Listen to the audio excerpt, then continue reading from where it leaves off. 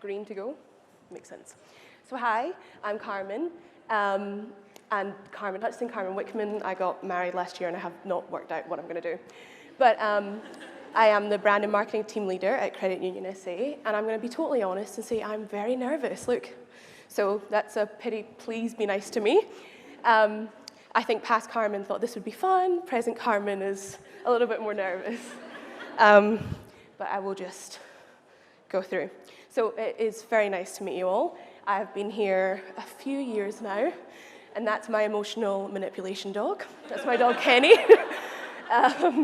So a little bit about me. Obviously, the career side just got covered, but I hope you can hear me okay. I've lived in Adelaide for about 8 years now. I am Scottish, and I came on holiday to Australia, and I never, ever went home. And I found my way to Adelaide, and I love it here. Before here, this is just a quick trivia, I lived in a place in Australia called the Cocos Keeling Islands. It's technically Australia. Has anyone ever heard of it? Cool, yeah. It was a remote tropical island, which is technically Australia, much closer to Indonesia, and was a pretty intense way to do your farm work. Everybody else I knew had to do banana picking, and I somehow managed to find myself in a remote tropical island with palm trees and coconuts. So, yeah, and then I came here, and I loved it so much that I've stayed ever since. So that's a little bit more about me. So yes, now I'm at Credit Union SA, and if you don't know what a credit union is, which it makes sense, it's basically like a fairer, nicer bank. We have all the same things that a bank does, except that it's member community owned. So it's not for profit, and we share those with the community. So we are very into supporting charities and not-for-profits like the Zara Foundation, Food Bank, and for over 60 years, we've had a really big influence in the education community as it was originally a teachers' credit union. So you probably, if you have any thing in the education space, would have seen credit union presence there. So, go. So when I was first asked perhaps about speaking, I really wondered what I could talk about. There's a lot of smart people here, and I don't know that much. But I thought I would lean to what I'm actually really passionate about is creativity and the benefits of it at all levels of organizations, which can get often lost when you're in a corporate kind of environment. And how important it is to make people feel safe, to share ideas. It's pretty vulnerable. Being up here is pretty vulnerable, so that's why I had to push myself, otherwise I'd be hypocritical. But to do that is, it's a big deal to put your hand up and say, I've got an idea, especially in environments where it is corporate and traditional kind of people. So this is what I'm really passionate about. So obviously it is banking. I do have some disclaimers. What I'm talking about in a complex environment doesn't just mean corporate. It could be government. It could be that it's complex because you don't have a lot of money, not for profit. You're a one-man band, or the topic's not particularly interesting. It's industrial, something like that. And what do you mean creative? I don't just mean obviously the socials and the beautiful pictures. In this sense, I'm talking about the innovation. Ideas, problem solving really is the best way to say that. So yeah, and yes, you absolutely probably already know this stuff. Most of you will know most of it, but it's more of a, if you know, you know, that it's really difficult to action these kind of things all the time in environments where you might be receiving pushback, or you have a lot of lines of approvals to get through, and Caitlin's a very hard act to follow. And a really great example of that creativity in a complex environment, but the approvals is not something I can relate on. And I'm sure a lot of people, like we indicated in the room, can't either. So why is fostering creativity so important? Again, that might feel like a daft question to you, but it's not a daft question when you're talking about those executives. Really, for them, creative is that fluffy piece at the end of their strategy. It's someone made a nice little document that they can stick on it. Whereas you and I know in this room that creativity is what happens in the beginning to get a good idea. I'm talking really fast, so I'm just going to take a second. I can feel that. It's very nerve-wracking. But it's really just the reason that creativity is so important is the outcomes at the end of the day. It's not just so that we have jobs and that we get to make things. It's so that at the end of the day, you know that diverse voices are being heard, which helps your customers, your service users, and that someday you get a different look at things, you know? Executives who've been sitting in a boardroom for however many years may not always have the same approach to life that you do. So being able to get those conversations started early often means you can impact them in a really positive way. So one of the big ways I try and bring creativity more and more into my life, especially in corporate, is to structure it. You know, organized fun, everybody loves it. But if you don't, if you wait until you have time to be creative, you're just never going to find the time because you've always got stuff to do. So I think a really good thing to do is to carve out specific moments in your calendar, in your team's calendar, to have fun, to create things just for the hell of it, you know? Yeah, organized fun. And it can be as simple as something I think the power of is, as I've said, what if? And at the end of team meetings, I like to have an idea thing. What if we did this? It can be bad, doesn't matter. But you're starting that conversation. And I think if you're in any kind of leadership role, you should be modeling that behavior. You should be the one that's saying, what if we tried this? Oh, that's a bit silly, but what if we did this? To make everybody else feel more comfortable. The more you can own your funny, silly, bad ideas, the more great ones can come from that. But if you wanted to do a really big thing, I've started bad ideas only sessions with our team, and I will just skip through to show you. So it was really a structured session for a few hours where I said they could interpret dance, they could sing me a song, they could do anything they wanted, really. Most people didn't, unfortunately, there was no dancing. But just to bring a really fun, bad idea, or really interesting, that was related to work in some way. We've got to get some buy-in here. But it could be any part of the business that they might not normally touch. And the results were really, really cool. And since then, we've actually taken on some with our senior manager, and she'll be implementing them with the different teams in the business as well. So that was good. We had food, we talked, we innovated, had creativity, and I would highly recommend once a quarter, if you've got a team or yourself, just having fun with your ideas, because I imagine most people here, I know they say assuming, but got into marketing because you like to problem solve and you like to create things. And then, you might get the same brief over and over, and it gets a little bit demoralizing. So really what I want is to bring back that love of marketing and creating. So here we go. 1 second. So yes, a really big mind shift change, but it doesn't take much effort, I think, to get yourself being more creative, is to think about looking both ways. A lot of people concentrate solely on their competitors, especially in that executive C-suite kind of thing. They had an advert here, why don't we have an advert here? They've got this. And we all know what works for people isn't going to work for everybody. So I think in today's age, when you're on social media, my competitors with you are not Combank or the Big Four. They're whoever you're watching, whatever your favorite influencer is, whatever fun things you have. The competitor is really attention.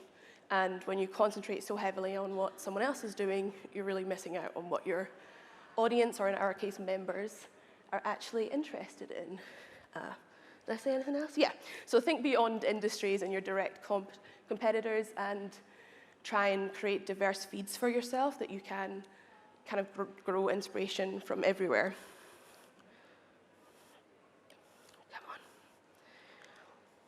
And another thing that, again, you probably all know, is how the power of phrasing things as a question, particularly in those boardrooms or those big, big meetings. Instead of telling people, asking people, and that was for any Swifties who didn't get any tickets. But I know it's really a simple thing, but it's very easy to forget. For example, if I was to think about us, the rates keep going up. Sorry, it's nothing to do with us, but that also does mean that we have to change our creative constantly. And it's pretty frustrating, to be honest. And instead of trying to think of it and we have to change our rates all the time, this is terrible.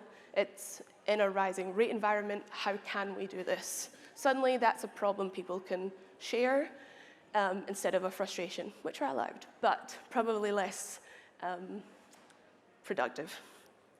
So another thing as well is when you are talking with people who are traditional and perhaps don't quite understand the newer, not that social media is new, but for them it is, marketing styles, don't assume that they know, don't assume that you know either, because there's a reason that they've got to where they are, all that knowledge, and the only way to be able to collaborate really is to build those nice channels of communication where you don't look at them like, okay, boomer, and they're not looking at you like, what is this person doing?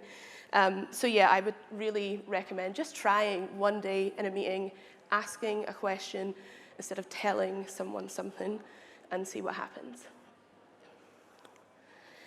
And this would be really the biggest thing that I think probably everybody's guilty of at some time. I'm always guilty of it. It's just defaulting, especially when things are so busy and you just need to get things happening fast. Defaulting to this is what a bank does or this is what a credit union does, defaulting in that this is what worked before, this is what we've always done, and trying to find new ways of doing that. And it's easy and it sometimes makes sense to do the same things over and over, but it obviously leads to stagnation. And when you are in that competition for attention, it's where you'll just kind of get lost. And so yeah, a really good way to do this is to seek out diverse creatives, diverse feeds of people that your audience are interested in, people that you may not normally engage with yourself, and create a Trello board or wherever it is and have those kind of free-flowing conversations with your team. Encourage people to show you an advert that they've really loved. Encourage thought and conversation about creatives. Again, just enjoy the fact that every day, most of us get to turn up to work and solve a problem and use our brain and something that you probably really wanted to do until you started doing it. So this is just an example of how easy it can be to default in a busy world.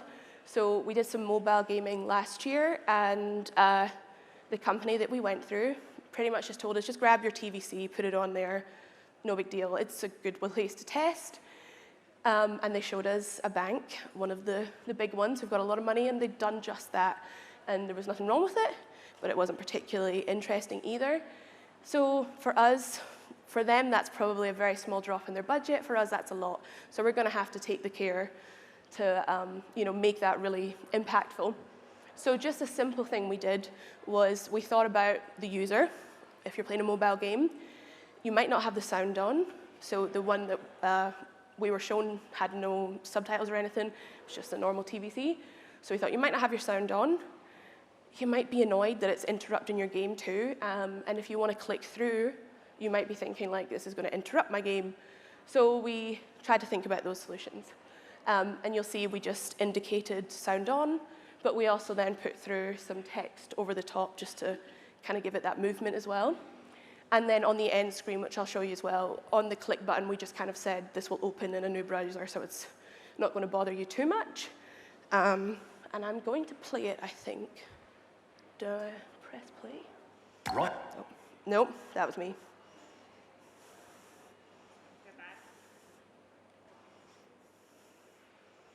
Right now, get comfy with Credit Union SA and choose from a great cashback offer or a reduced rate. You can totally afford this. You cannot be serious. I am totally very serious. Credit Union SA. Do it your way. So yeah, you can see there that the stuff on the screen moved. It wasn't just subtitles. So if they had volume on or off, they were getting a nice experience, which is really what we wanted. That's an old product, but yeah, I just thought it was worth talking about because we found that we almost met resistance from the agency, just throw it up there. We're saying we really can't spend that money and not have made a little bit of an effort with it. So it worked. Oh yeah, that's the little slide there where we just said, this will open up in a new browser for people. The industry benchmark for view-through was 80%, and ours was over 98% for that whole 10 weeks. And yeah, it did exceedingly well for us as well in other ways. And yeah, it exceeded the industry benchmark as well for the click-through rate. And I think that was an extra, hour's work for us, but I think it felt native to the platform as well. It felt like we'd considered the end user, and it made a big difference. So this is probably a little bit different than what we talked about yesterday about test and learn, but it's not really. It's test and learn, but that your testing might look different if you're in a corporate environment. Like what we just talked about, we can't test just shoving things up, you know, if it's going to cost thousands of dollars or tens of thousands of dollars. So for us to get to the testing phase, it's had to go through compliance. It's got disclaimers. It's been checked and rechecked and redone. So there has to be a lot of effort before we can get there. And with that means we're taking a lot of educated guesses. And we're learning after we've done them. And then pushing forward the next time with something a little bit different. And it's a slow and steady wins the race kind of thing for us. But I would say if you are in those kind of complex environments, and could you put your hand up if you would self-identify as being in a complex environment, I guess government, finance. Yeah, so that you know, if you know, you know, that you really can't just throw things up. And it does take some time, but it's really, really worth it in the end.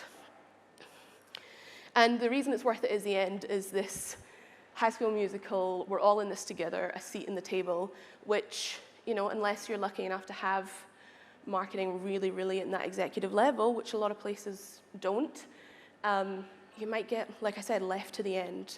And what we really want is to be able to influence things from the beginning, because if a product or a communication change is happening, it's much better for us to know how this is going to impact people and influence the language before it gets to us and before it's too late for us to do much about it.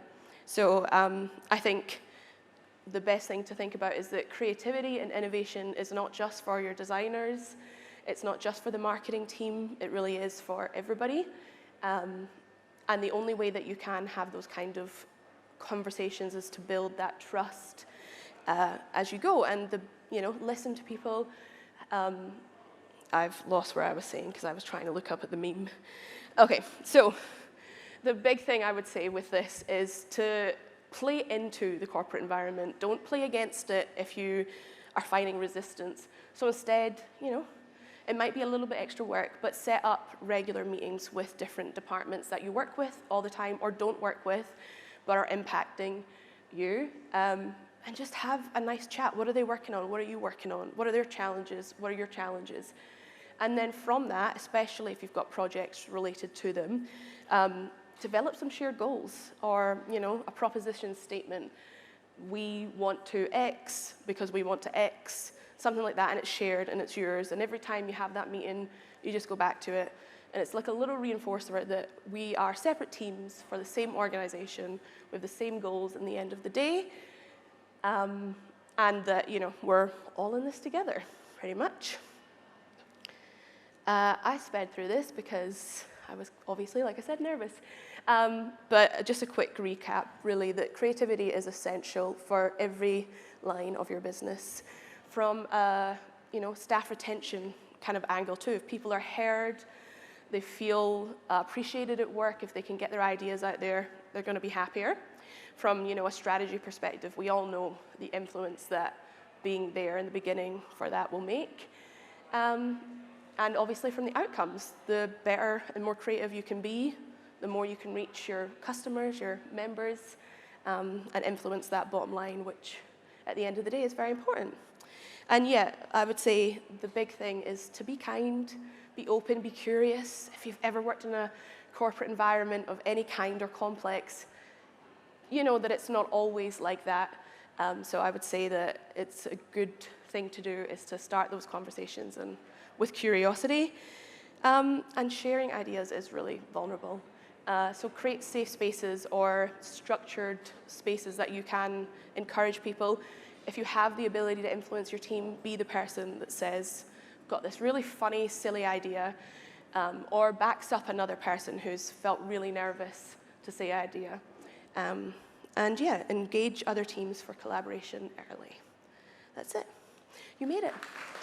Who wants to win a prize? Yes. I think Carmen gets one. There is a prize for putting up with one? me. So the prize is, this was, as I talked about, questions and team meetings are a really good way to just have fun. And a question that shocked a lot of us and caused some debate was how many tabs people have on their phone browser open. So I'll give you a second to look. And Hang I on, brought mine to can I tell you. combine both my work browser and my personal browser? You can.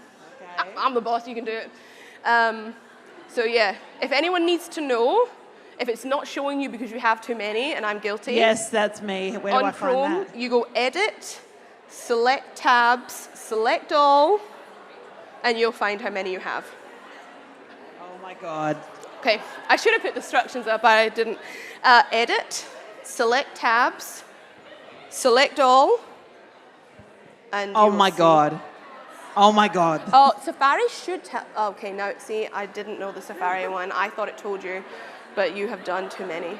Does anyone know Safari who can help? Okay, we're gonna start Okay, we're gonna start at 50. Who's got more than 50? Okay. More than 100. More than 150. Going once, going twice. I feel like I'm toop and toop, right? More than 200. All right, you guys, can you all come down to this front of the stage? Up on the stage. If you got more than 200, join me on stage, because I have more than 200. On stage. Oh, this is amazing, Carmen. I love this. good. Yeah, one browser. Just like your mobile browser, Your yeah. mobile browser, yeah. On Do you have stage, on the multiples? stage, so that the live stream people can see you. That's why you all need to get on the stage. Oh, I'm loving this game, Carmen. It's so good. Good. Don't worry, I won't make you do the chicken dance or anything today. Oh, wow. So good. All right, double file if we have to. Some people can kind of come in the front. Squeeze in, otherwise Carol can't get you all in. Okay, 210. Anyone got more than 210? You still all here? That was a 250 group. Oh, this is 200. Oh, was it? 220. 230. 240. Hang on, wait, go, get off the stage if you don't have it.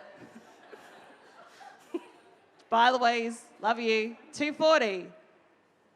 250. 260. 260 tabs. How are their phones even still working? 270. Oh my God, 300. For the record, I only had 294. I don't feel so bad now. 320. 340. 360. What are you guys even doing with these tabs? 380. 400. We're still here. 400. Oh my goodness. Keep going. All right, everybody on the stage. Ryan, I don't think you're eligible. Go away. Come on. 400. 420. 440. 450. 460. All right, we'll go in fives now. 465. 470. 480. All right, in the middle, come in. Carol, where do they need to be? Yep. Hey, let's introduce these guys. Okay, and your name? Sarah. Sarah, where are you from? Elders. Elders. Hello, Team Elders. Give it up for the entire table of Elders. James from the Department for Industry, Innovation and Science. Oh, awesome. Well, yes, very good. Tony. Tony, website advantage. All right. What was I up to? 410. Yeah. 420. Hang on. No, that's not right. 465, wasn't it? 470. 480. Okay, you guys bidding on a house? 500. So you got less than 500? 500 even. Okay, Tony, how many have you got? Wow. 557. 557 for Tony. He's won Well whatever. done. I will come and find you. Carmen's going to go find you. Maybe she's got $557 for you from credit union. I don't know. It's not that it's worth coming up on the stage, I have to say. What's upsetting is I did this with the team, and I was still, I've had 651. So I should keep my own prize or lose, I don't know. But Are you even eligible for it? Okay, all right. Well, I've got some questions for you. Oh, yes. If that's okay. Am I allowed to ask the questions now? That was a really fun giveaway. Sorry for just taking over your giveaway, Oh, but please, you know. no. Less talking.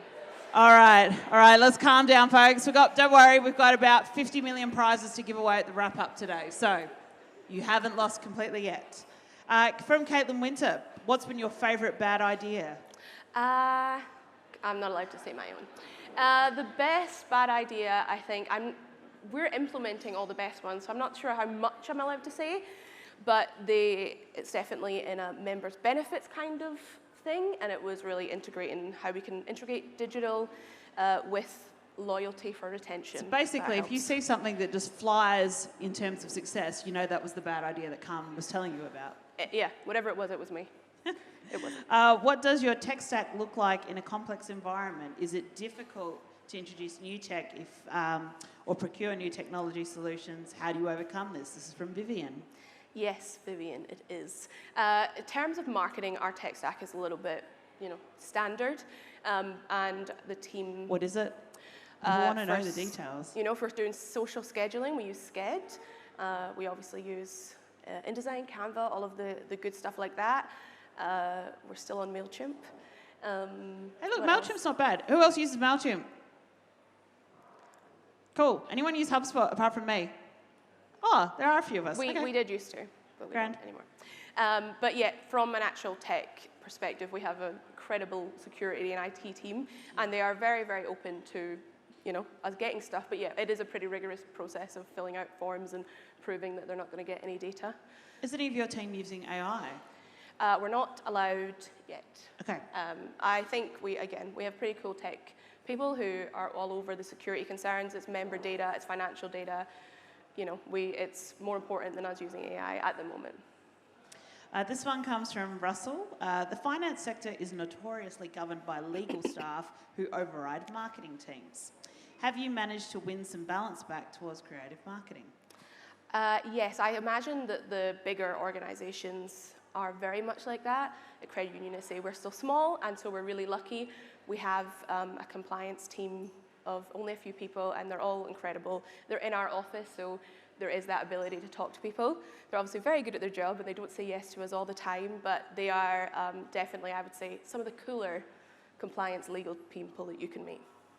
Makesha asks, would you consider bringing other departments into your bad ideas only meetings? Yes, it would be cool to bring them in, and it would be cool to kind of be able to give it to them to run themselves as well. Like I said, in the last one that we've implemented, a few of those bad ideas we just can't do ourselves, so we're going to bring in that cross-team collaboration. And we actually heard that they've already thought of this stuff as well, so it's cool to see that you are aligned, and we're letting them know that we're keen to be involved in that kind of stuff early. How do you foster creativity if you're a one-person marketing team? Oh, it's difficult, and I have been there. I guess for me that would be making sure that you have enough time to be creative, giving yourself the grace to have fun with your ideas. Like I said, you could schedule time with yourself to Google a random brief. Obviously, it depends what you're into, design, copywriting, but just to have fun, or completely put the tools away, paint, music, anything that's getting your brain firing in a different way, and yeah, give yourself some time. Gina wants to know, what's the most creative project you've delivered at Credit Union? The most creative at Credit Union, I'd say the most creative is our website as a whole, and Atomics are here, so I'm just doing it for them. But the logistics of moving our old website to a new website and all of that, and the redesign side of things is obviously really interesting. And I guess it also ties in everything we do in marketing, from creative to content. So I'd say that's probably the best. This comes from an anonymous person, but how can we convince managers in complex environments to value us more? Coming from someone who was told social media was the organisation's lowest priority. Yes, I would say that that's probably the very definition of a complex environment, is where they would view creativity, quite low on the priority list. How do you get them on board? It's a really slow process. It's not going to happen overnight, but I think trust. I think bringing them along the journey as much as you can, getting their ideas. What do you think of this? What if we tried this? A bit of compromise, unfortunately, If they want to run print, but you're desperate to do social, maybe you can split the budget and see how things go. And I guess also your data will always show you what is working as well. And not to discount them. They probably have been doing it a long time as well, and so they may know that something didn't work before. So I guess it's just conversation. Just on data, do you think there's an over-reliance on performance marketing, or rather, should I say, do you think over-reliance on performance marketing compromises creativity with lots of digital content not made for attention? So no insight, no story. What are your thoughts on that? Oh, that's a really good question. I guess getting the balance right is important, and I think it's really, we've almost gone in the opposite way of marketing was just so creative for a while, and we've fought to prove that there's data and there's strategy involved, and now there is almost that reliance on performance marketing and what your data is saying. So I guess, yeah, maybe it does, we over-rely on it, but I think we've needed to, and to get the foot in the door, and now you can kind of bring back in that creative side of things. Nicole wants to know what's the structure of the marketing team and what do you outsource and what do you do in-house? We do most of our stuff in-house. We'd have a wonderful digital web agency, Atomics, who are filming me and have not did this under duress, but with our website we have external help, but everything else we pretty much do ourselves. We book our own media, we do the creatives, obviously with local businesses. And the structure, we've actually just gone through a restructure, so it's slightly different, but yeah, we're under the brand and business development, and then there's myself, and then 3 other team members as well.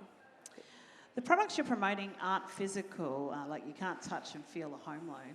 Yeah. I mean, I can touch my home, but I can't touch the loan. So how do you convey the benefits? And also, do you use stock or do you use stock photos or do you commission all your imagery? The first part was non-physical, yes. Yeah. That anyone who is trying to promote a service knows it's really difficult. Yeah, I mean, I guess for a home loan and finances, we are at least as advantageous in that most people at some point in their life need some kind of financial service. So we don't have to necessarily talk about the benefits of doing that. But yeah, in terms of a home loan, we do focus on why we do radio ads that your housemates haven't changed the toilet roll, you know, things like that that remind people that they want to be getting a home loan. But most of the time, if someone's already looking for a home loan, they're already looking for a home loan. It's not something you buy for $50, so it's a bit more of a strategy than, you know, something like that. And the stock, we do both. We have to rely heavily on stock at the moment, but yeah, we try and have as much of our creatives created in South Australia as we can. Chrissy wants to know, do you produce printed member publications?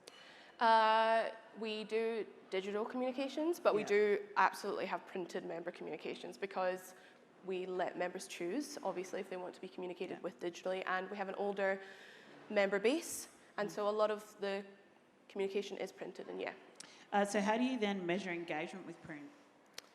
With print, in terms of that kind of engagement is really accounts related, rates related, home loans related, so we don't necessarily need to, you know, find out how engaged they are with it, we'll know.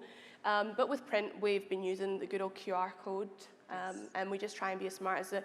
And we know that that's a brand building exercise, and again, on that performance marketing, you don't need to measure every single thing, as great as it is to know that.